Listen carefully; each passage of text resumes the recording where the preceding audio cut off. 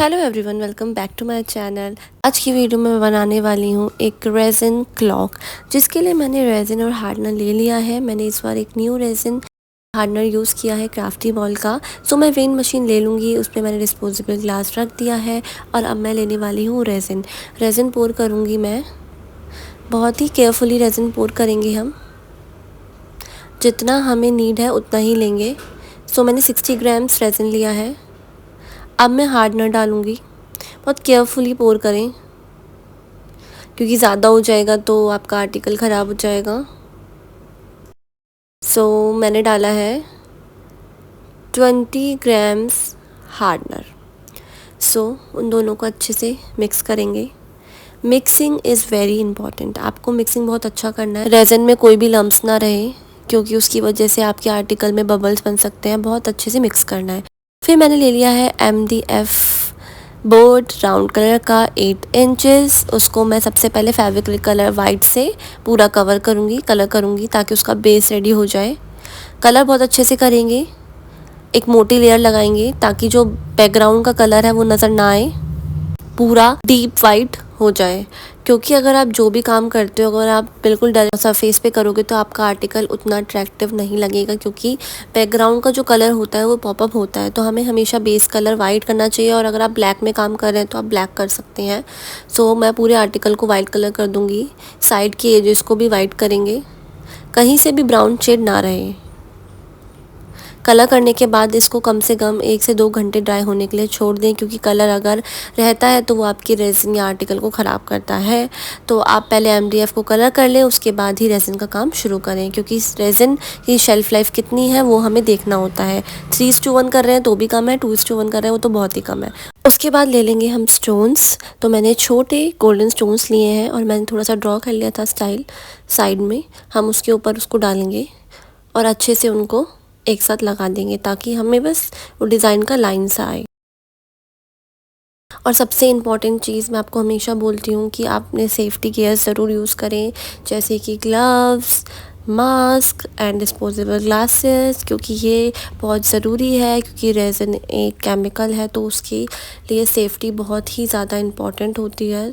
आप ये सब चीज़ों का ज़रूर यूज़ करें, क्योंकि हेल्थ के लिए रेज़न सही नहीं होता है। और अगर आपके आसपास बच्चे हैं, कोई प्रेग्नेंट लेडी है, तो आप रेज़न का काम बिल्कुल ना करें, क्योंकि वो आपकी हेल्थ के लिए अच्छा नहीं होता है। स्टोन्स को अच्छे से लगाने के बाद मैंने रेज़न और हार्डनर को ले लिया है और अच्छे से मिक्स कर लिया था। तो मैं उसके ऊपर रेज़न डालूँगी, ताकि जो नीचे के स्टोन्स हैं वो लॉक हो जाएं। आप इसमें कोई भी डिज़ाइन दे सकते हैं, इट्स अप टू यू। आपका माइंड कितना आर्टिस्टिक है, आप कौन सा डिज़ाइन देना चाहते हैं, it's up to you, until वो ब्यूटीफुल लगना चाहिए। मैंने ये डिज़ाइन किया कि मैंने साइड्स में गोल्डन स्टोन्स लगा दिए हैं, एंड मैं उन्हें रेज़न से लॉक कर रही हूँ। बिल्कुल थोड़ा थोड़ा लगाएंगे। एक ये प्रोसीजर है, और एक दूसरा ऑप्शन आप कर सकते हैं कि आप रेज़न के अंदर स्टोन्स डाल सकते हैं डायरेक्ट, और उसमें से निकाल कर फिर आप उनकी लाइंस में लगा सकते हैं। दोनों जो आपको बेटर लगता है आप उस तरीके से कर सकते हैं। और अगर आपको जानना है मैंने ये स्टोन्स कहाँ से बाय करे, MDF बोर्ड्स कहाँ से बाय करा, रेज़न कहाँ से बाय करा, आप मुझे कमेंट सेक्शन में बताएं। मैं आपको लिंक प्रोवाइड करवा दूँगी, डायरेक्ट लिंक, जिससे आप परचेज़ कर सकते हैं ऑल रेज़न आइटम्स। इसके बाद मैं लेने वाली हूँ एक ब्राउन कलर। कलर को हम थोड़ा सा निकालेंगे, रेज़न में डालेंगे और बहुत ही अच्छे से मिक्स करेंगे। Colour mixing is very important. अगर कलर अच्छे से मिक्स नहीं होता तो वो रेज़न के ऊपर पॉपअप होता है, एंड वो बिल्कुल भी अच्छा नहीं लगता है। ब्राउन कलर को मिक्स करने के बाद मैं साइड्स में ब्राउन कलर लगाने वाली हूँ, और उसको पूरा फिल कर देंगे। हम बहुत थोड़ा थोड़ा लेंगे, क्योंकि ओवर आप नहीं कर सकते, क्योंकि आप ये मोल्ड में वर्क नहीं कर रहे हैं, आप एक MDF बोर्ड पर कर रहे हैं, तो उसमें बहुत ही कम रेज़न का यूज़ होता है, क्योंकि आप फ्लैट सरफेस पे कर रहे हैं, मोल्ड पर नहीं कर रहे हैं। तो बहुत ही थोड़ा थोड़ा यूज़ करें, जितनी नीड है उतना ही। एक साइड पर पूरा रेज़न डाल दिया है, अब मैं दूसरी साइड पर डालूँगी इसी तरीके से, और उसको बहुत अच्छे से आप डालेंगे, फैलाएंगे। जो एजेस हैं वो पूरे कवर हो जाने चाहिए। और हमेशा क्लॉक का काम करते हुए ध्यान रखें कि आपको थोड़ा हाइट पे काम करना है, क्योंकि अगर आप फ्लैट सरफेस पे काम करते हैं तो जो रेज़न गिरता है उससे आपकी क्लॉक उस सरफेस पे चिपक सकती है। तो आप नीचे कुछ 4 डिस्पोजेबल ग्लासेस लगा लीजिए और उसके ऊपर अपना MDF रख दीजिए। ये सब छोटी छोटी चीज़ें जो आपको ध्यान रखनी होती हैं।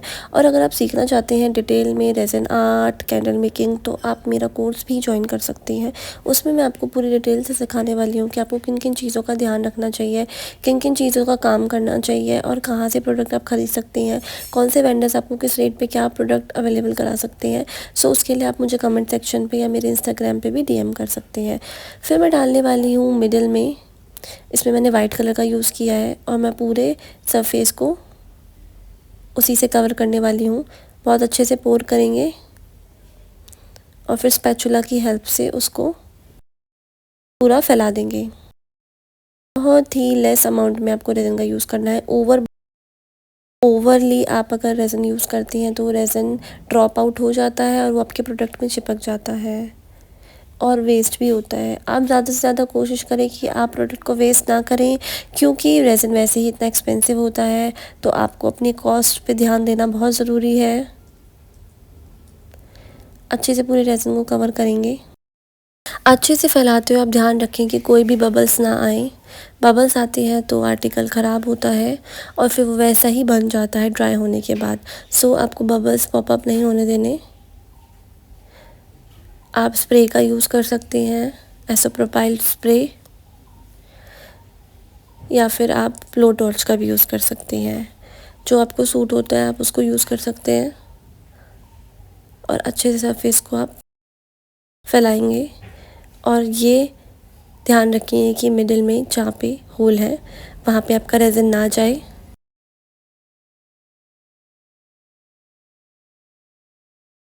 रेज़न आर्ट करते हुए आपको काफ़ी सारी चीज़ों का ध्यान रखना पड़ता है एक परफेक्ट आर्टिकल को बनाने के लिए, क्योंकि दिस इज़ केमिकल वर्क। एक बार जो हो जाए फिर वो हो जाता है। उसके बाद मैं थोड़ी थोड़ी ड्रॉप्स लूँगी ब्राउन कलर की और मैं इसको देने वाली हूँ मार्बल इफ़ेक्ट। सो हम उसको पूरे सरफेस में मिक्स करेंगे और इसको हम देंगे एक मार्बल इफ़ेक्ट। बहुत ही थोड़ा सा ब्राउन कलर लेने वाले हैं एंड उसको पूरा आप अपनी फिंगर की हेल्प से मिक्स कर देंगे। तो अब हम अपने आर्टिकल को ड्राई होने के लिए छोड़ देंगे। हम कम से कम 24 आवर्स के लिए ड्राई होने के लिए छोड़ेंगे, जब तक हमारा पूरा आर्टिकल अच्छे से ड्राई ना हो जाए। ड्राई होने के बाद हम उसमें लगाने वाले हैं नंबरिंग। एक्रेलिक कटआउट्स की नंबरिंग है ये। एंड आप बहुत केयरफुली इसको पेस्ट करेंगे। इसके 2 ऑप्शंस हैं, आप डायरेक्टली पेस्ट कर सकते हैं एंड सेकंड लेयर लगाते हुए भी पेस्ट कर सकते हैं कि आप इस टाइम पे भी दोबारा ऊपर से एक रेज़न की लेयर पोर करें एंड उसके अंदर फिर आपके नंबर्स पेस्ट हो जाएंगे। बट मेरे को सेकंड लेयर नहीं करना था तो मैंने इन्हें डायरेक्टली ऊपर पेस्ट किया है। और अब हम लगाएंगे क्लॉक मशीन। ये सब आप ऑनलाइन परचेज़ कर सकते हैं। आपको लिंक चाहिए तो मुझे कमेंट सेक्शन में ज़रूर बताना। क्लॉक मशीन में अब हम लगाने वाले हैं अपना सेल। बहुत ही इजी है क्लॉक मशीन लगाना। अगर आप उसका ट्यूटोरियल चाहते हैं तो मैं कमेंट सेक्शन में बताना, मैं वो भी डाल दूँगी। तो इस तरीके से मेरी पूरी रेज़न क्लॉक बनके रेडी हो गई है। आप देख सकते हैं इसमें कितनी अच्छी शाइन आ रही है। अगर आप रेज़न और हार्डनर का यूज़ अच्छे से करते हैं, अच्छे प्रपोर्शन में करते हैं, तो जो उसकी शाइन होती है वो बहुत अच्छी आती है। और आप देख रहे हैं जो नंबर्स हैं उनकी शाइन भी कितनी अच्छी आ रही है, इसलिए मैंने सेकंड लेयर नहीं करी थी और ओवरऑल लुक बहुत ब्यूटीफुल लग रहा है। आपको मेरी ये वीडियो कैसी लगी मुझे कमेंट सेक्शन में ज़रूर बताना। और आपको मेरी वीडियो पसंद आई हो तो please like, comment and share करना और सब्सक्राइब करना मत भूलना और ऐसी वीडियो देखते रहना। Thank you so much for your all support. Thank you so much.